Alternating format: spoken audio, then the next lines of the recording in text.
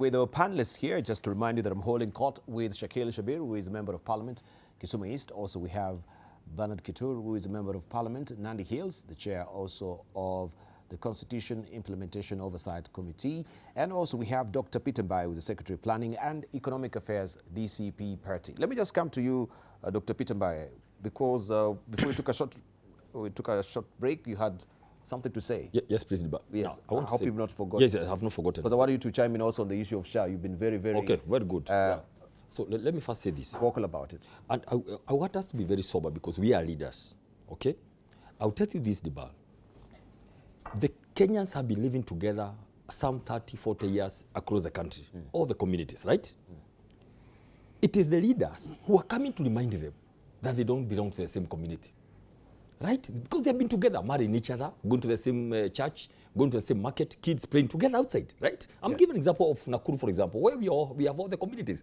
But it's leaders who are beginning to show them, by the way, you know, you don't belong to the same community. Number two, this young man has been there all the years. But it is leaders, again, who come with 1,000 shillings, telling them, board this vehicle, go and stone someone. It is not the young people. So what I'm saying, the problem in Kenya is not the people. It is the leaders who are selfish enough, greedy, for their own political muscles, so that, you know, for political competition for next year, they are the ones who are using innocent people. And that's why I'm appealing upon the people. Simply let us say no to this greed, selfishness by a few leaders who want to use them for their own political goals. So, and I'll tell you this, Diba.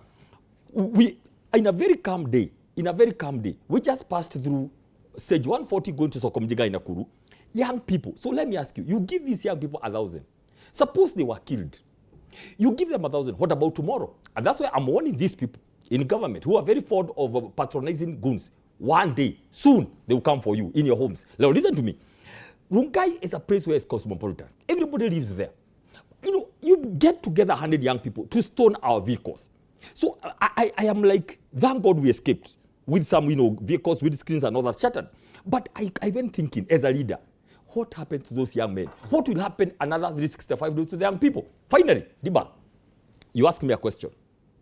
Let's go back quickly.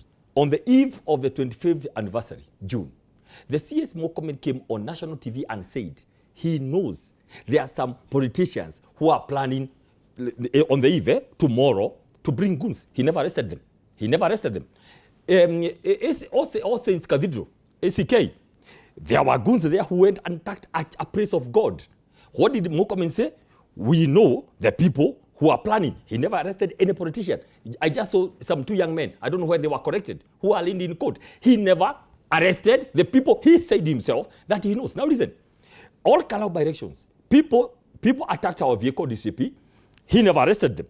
Some goons went and attacked Kanini Kega. Some went and shot at the driver of Ilongo Kangata.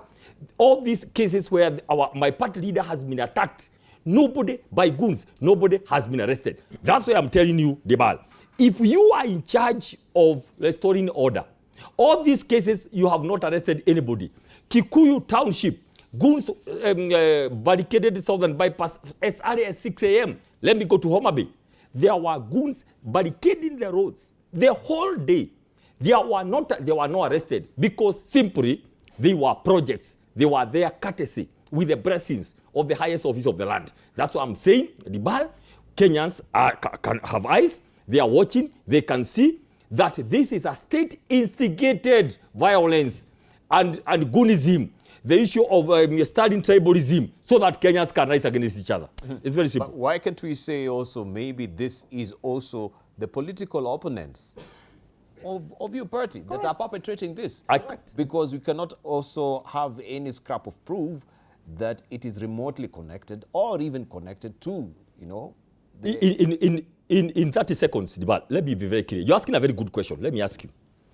I can tell you, if Murkomen had evidence, the way he said, that it is opposition politicians who are planning goons on the eve, they would have been arrested in the morning. The way you saw them pounce on the Honorable Kagushia, even in a TV station. If he had an iota of thought that it is opposition who sent goons to All Saints Cathedral, he would be arrested very fast, the way you saw them pounce on Kagushia. Now, the question is, If they have not arrested anybody, if they have not arrested those opposition they are saying, it is because it is government that that is planning all the chaos. Okay. It's very simple. Now, if that's what I'm asking you, Dibal, let's go to Mbae. Let's not go very far. The young people barricaded roads. Karuma was on record saying, please flush out all the people in the hotels. And indeed, the hotels were burnt down and they were broken into.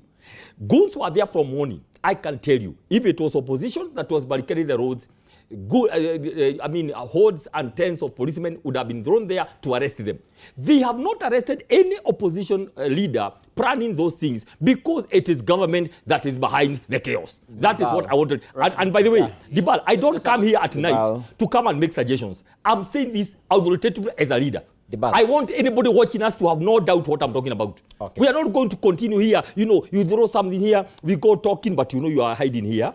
Government hides here, throws a lot of people for us to talk there. We are here because we know what happens. And I can tell you the truth. I'm urging the president whom I elected, or the Republic of Kenya, kindly, Mr. President, God gave you power. It is God who raises kings.